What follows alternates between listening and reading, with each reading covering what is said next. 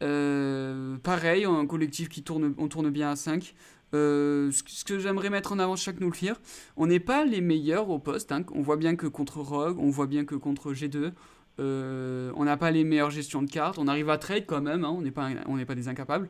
On tient bien le coup, mais on sent qu'on n'est pas la meilleure équipe. Que cette deuxième place, quand même, ils sont allés la chercher avec hargne et que c'est pas le confort parce qu'ils n'ont pas cette vraie chaise de la deuxième place. Ce qui fait que ça fonctionne bien chez Jacques Noufir, en dehors pareil de ce collectif A5 qui marche bien, c'est déjà qu'on a trouvé du confort dans la Oriana de Abedech qui était ban pour son match contre Misfits, du confort surtout dans la rel de Limits, donc invaincu, hein, qui est vraiment la meilleure rel d'Europe sans souci. Euh, on trouve du confort aussi dans notre manière d'appréhender les teamfights. On a vu que dans la deuxième partie, ça s'est moins bien passé parce qu'au final, ils ont quand même enlevé leur outil de combo. Mais ça peut se développer autour de ça. Schalke, il y a quand même beaucoup de manières de faire des combos. Je pense que c'est quand même la manière la plus facile à ce niveau-là d'obtenir des victoires. D'avoir un combo qui est rodé, qui tourne bien, bien entraîné. Et c'est ce qu'on fait chez Schalke. Regardez leur teamfight et voyez à quel point les teamfights sont presque scriptés. Panthéon qui dash, Shockwave ou autre chose, n'importe quoi qui dash, Shockwave, on engage de derrière. Et finalement, que tous les ultimes, on sait comment les utiliser, on se fait confiance. Et ben, on a chez Schalke Nuclear une vraie équipe. C'est une vraie équipe qui marche. Donc top joueur Abedage, j'ai beaucoup vendu chaque Nuclear comme une Gilus centrique. Là, Abedage il se démarque, on n'est plus une Gilus centrique. Maintenant on peut compter sur Abedage pour être ce carry. On a 7,88 de KDA pour Abedage qui a un excellent KDA, 5ème de LEC, 2ème au mid. Je crois que c'est Larsen qui est au-dessus de lui, pour dire. Donc Abedage, vous pouvez actuellement compter sur lui. Je mets toujours mon système d'MVP un peu pour suivre les joueurs, même si là je vous l'affiche plus. Je lui ai donné les 2 MVP donc sur cette semaine, donc grosse semaine d'Avedage. Et la mauvaise semaine vient pour Broken Blade, un peu même constat-toré. C'est pas, faut pas le prendre de manière négative pour Broken Blade, surtout avec la game de GP qu'il a fait. Je pense qu'actuellement c'est le meilleur GP d'Europe aussi. Moi je suis très content de voir un GP de ce niveau, mais je pense que c'est le joueur qui fait le plus d'erreurs, qui se fait le plus attraper. Ça me fait presque rire de dire que c'est un peu style américain, mais en réalité je regarde même pas les LCS, c'est du trash talk gratuit. Euh, mais par contre c'est vrai que c'est dommage que c'est pas un joueur, c'est pas un rookie du LEC, enfin on peut pas dire que c'est un rookie puisque la LCS est une ligue majeure. Il a quand même 2 ans, c'est possible qu'il ait eu un cheat, je sais pas, à vérifier, mais en tout cas il a très bien performé dans sa ligue majeure des LCS, et c'est vraiment dommage d'être un petit peu brouillon alors qu'on est aussi fort. Faut se calmer un peu chez Broken Blade et on peut être tranquillement contester la place de meilleur top laner d'Europe, mais on n'y est pas encore. J'ai mis son nombre de morts par game, je pense que c'est assez révélateur. Malgré qu'il ait une game qu'il les fait très bien, qui je pense ne lui détruit pas trop sa stat, mais voilà, on est mort plus de fois cette semaine que les semaines d'avant. Donc faut corriger ça personnellement pour Broken Blade, mais c'est une équipe avec 5 individualités qui tourne bien. Et la dernière équipe enfin dont je vais parler cette semaine, c'est donc G2 Esports qui auront perdu la game contre Fnatic. Alors j'ai presque eu envie de rigoler à la place de mettre mauvaise semaine à joueur, je voulais mettre un routeur Wi-Fi. Mais bon, déjà j'ai eu du mal à en trouver un en JBay. Et puis je me suis dit qu'on allait parler de Jankos. Bah, avant ça, on parle de G2 de manière générale. En fait, j'ai pas grand chose à dire parce que d'un côté, si. Et on considère que G2 n'a pas de raison de trop mentir sur ça. Et c'était vraiment un problème de connexion et tout de Fnatic. Ils méritent leur défaite. Mais moi, personnellement, en termes d'analyse, je peux pas leur blâmer que c'est une erreur stupide, c'est sûr, très stupide. Mais c'est pas une erreur difficile à corriger. Ce sont vraiment les grands guignols d'Europe si jamais ils corrigent pas cette erreur et qu'ils nous refont encore ce coup-là. Donc il n'y a pas de souci. Si Fnatic était vraiment juste une grosse erreur de connexion qui a fait peut-être que les joueurs derrière ont tilté et tout, et c'est pour ça que c'était aussi médiocre pour certains, moi je veux bien leur laisser le bénéfice du doute parce que c'est qu'une fois. On a eu une première semaine inquiétante, une semaine 2 inquiétante, on a eu une game contre Vitality très bonne, très très bonne. Si j'avais qu'à choisir, j'aurais mis un S général pour cette game de Vitality. Là je mets un A parce que je pense que Fnatic ça méritait un bon B. Passer quand même, faut pas pousser. Du coup j'ai pris la moyenne, j'ai mis une note générale de A. Et donc si c'est que ça, ça sera vite corrigé, on sera vite reparti. Et je pense que ça les a mis en colère et qu'ils vont être plus sérieux pour la semaine 4. Et de toute façon, bah, c'est notre top équipe Europe, hein, alors on leur souhaite d'aller bien. Ensuite, top player, donc c'était au choix de la bot lane. J'étais entre Reckless et Mikix. Je parle beaucoup de Reckless. Pourquoi j'ai pris Mikix? Il n'y a pas de raison. Je pense que c'est parce que si on devait considérer la game Vitality comme la game centrale, alors c'est Mikix. Si on devait considérer Fnatic et faire la moyenne entre Fnatic et Vitality, j'ai quand même préféré Reckless sur les deux. Alors j'ai pris que pour Vitality. Et là c'est Mikix que je mets devant. Mais c'est la botlane qui tourne bien chez G2 actuellement. Donc je mets Mikix, pareil encore une fois. Alors je suis désolé, je n'ai pas 30 000 stats parce que, encore une fois, le site Game of Legends était down quand j'ai fait ça. Donc j'ai moins de stats de disponibles. J'ai mis le nombre de morts par game. Donc en augmentation, en baisse. En baisse, ouais, on a 3 morts, ce qui reste. Enfin, je l'ai mis, mais à contre-cœur parce que 3 ça reste, je trouvais, élevé. Alors qu'on a une victoire aussi clean et bon, enfin, je trouve ça quand même encore trop élevé 3. Et du coup, on baisse notre moyenne. Hein, imaginez la catastrophe que c'était avant, hein, quand on arrive à une moyenne de 4 avec ce 3 inclus dedans. Euh, donc, de toute manière, j'espère que Mikix remontrer un peu cette pente du nombre d'erreurs un peu hallucinantes qu'on peut voir. Pareil pour Ulisang et même Promiscu, hein, qui n'est pas un mauvais support. Mais là, on parle de Mikix. Donc, d'avoir une botlane stable, Reckless, il mérite quand même une botlane stable, comme on a pu avoir au Worlds de Fnatic la saison juste d'avant. Et la mauvaise semaine, et là je vais pouvoir cracher beaucoup de sel parce que ce joueur, j'ai du mal, parce qu'on est sur une équipe comme G2 qui est hyper forte, et on se garde un jungler qui doit avoir beaucoup d'expérience, qui doit être très sympathique à avoir. Mais comment on peut être deuxième de LEC, avoir des semaines où on massacre son adversaire et se retrouver avec un moins de 60% de kill participation, être le dernier joueur de LEC en termes de kill participation en moyenne, en termes de jungle, hein, évidemment, puisque sinon c'est pas le pire. Euh, Encore une fois, j'en parlais avec Skins qui est deuxième du coup. Deuxième ou premier? Deuxième. Donc dixième pour Yankos, le jungler, c'est le poste où où, euh, où on fait bouger les choses normalement. On arrive sur une lane et tout. Donc moi, ce dixième en jungle, je le prends comme ce n'est pas quand il y a Jankos qu'il y a du mouvement. On arrive très bien à faire des kills en lane sans Yankos ou profiter de décalage. Hein. On pourrait peut-être voir la kill part de Mikix qui est de toute manière plus haute. Donc non, ça c'est vraiment pas cool. C'était une mauvaise semaine clairement pour Yankos. Pas une mauvaise semaine, il est toujours propre hein, Yankos. Hein. Moi j'ai pas de problème, jamais je dirais qu'Yankos c'est un Inter. Euh, Toujours très propre, toujours on profite énormément de... On lui donne un Graves, la game se passe bien, il va te faire une bonne game. C'est pas le souci. Mais en tout cas, c'est clairement pas grâce à lui que G2 est la meilleure équipe d'Europe, ça c'est certain. Et voilà, donc ça c'était le tour pour les équipes LEC. Donc le classement, mon classement personnel, fait à partir de toutes les games de la première semaine à aujourd'hui. Donc on a 7 parties.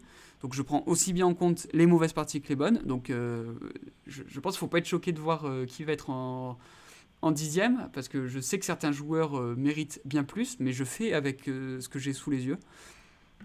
Donc voici le classement. Donc hein, évidemment, je pense que les déceptions, ça sera Humanoid en 10e place, ça craint parce que je parlerai de Mad Lions la semaine prochaine, mais c'est pas possible que les joueurs d'expérience se retrouvent comme ça, à être aussi massacrés dans les classements. En tout cas, c'est le cas pour Humanoid, c'est vraiment désastreux pour lui et je lui souhaite de remonter la pente parce que j'apprécie pas du tout. Euh, donc ensuite, on a un peu, je pense, un tiers au-dessus, Nukeduck, Milika, VTO, qui sont... Alors c'est un peu des profils différents. Je pense à Nukeduck qui est différent des profils de VTO Milika, qui sont un peu le joueur tiers. On dépend de notre équipe sans trop te faire de mal, même si Nukeduck, c'est vrai que des fois, il propose plus, mais en tout cas, en lane, c'est jamais brillant. C'est pas les joueurs qui brillent.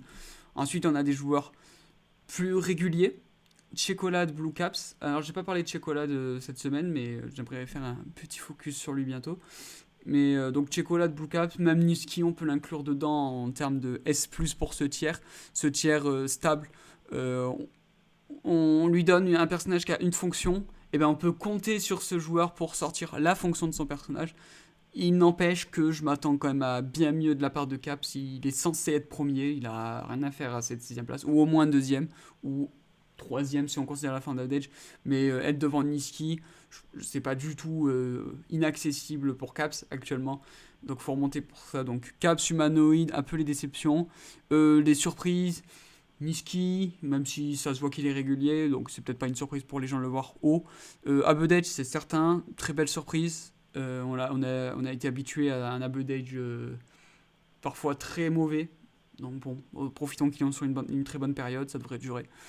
Tchekolad, très satisfait du joueur, je suis content qu'il ait rejoint le LEC. On n'est qu'au début, imaginez jusqu'où on peut arriver avec Tchekolad. J'espère que ça va durer aussi. Et bon, évidemment, premier à Larsen, c'est pas surprenant. Il peut lâcher des salins V9. Hein, pas toujours, on peut compter sur la botlane aussi, mais en tout cas, entre Hansama et Larsen, on se fait la passe. Hein. Et on peut être content d'avoir Larsen, même si son champoule peut être critiqué, mais au moins il a du caractère. Je pense que si j'ai juste un truc à dire à Larsen, c'est de choisir Lucian dans des meilleures conditions, parce que des fois, waouh, tu joues trop bien Lucian, mais il sert à rien, quoi, parce que, t'as rendu la lane d'une Oriana compliquée, elle a 15-16 de retard, mais à côté, elle a 10 fois ton impact lors des teamfights, donc quel intérêt. Lucian, c'est un personnage qui se fait trop zoner, ça se sort, je suis pas non plus de l'école qui dit arrêtez de pick Lucian, pour moi c'est un pick qui se sort et c'est très bien de l'avoir dans sa champoule pour son côté bully, pour son côté early très agressif, beaucoup de dégâts, mais faut s'en servir et Rogue ne s'en sert pas du tout. Euh, pour moi, il pourrait perdre des games bien plus facilement si on abusait d'eux à cause de ce pick. Oh, bon, pour l'instant on s'en sort parce que c'est quand même une bonne équipe overall. Bon, c'était ma critique sur Larsen. Donc voilà, donc c'était le retour donc, de cette semaine de LEC. Donc j'espère que c'était plus clair. Je pense que c'est bien plus appréciable que les 2 premières semaines. Et du coup, bah, je vous dis à la semaine prochaine. Donc pour les 5 équipes qu'on n'a pas vues, pour récapituler la week 3 et la week 4. Donc ça nous fait bien plus de contenu à dire. Je pense que ce sera un peu plus agréable. Donc on retrouvera Fnatic notamment. On pourra reparler de ce match contre G2 ou autre chose s'ils font mieux. Et donc on se dit à la semaine prochaine.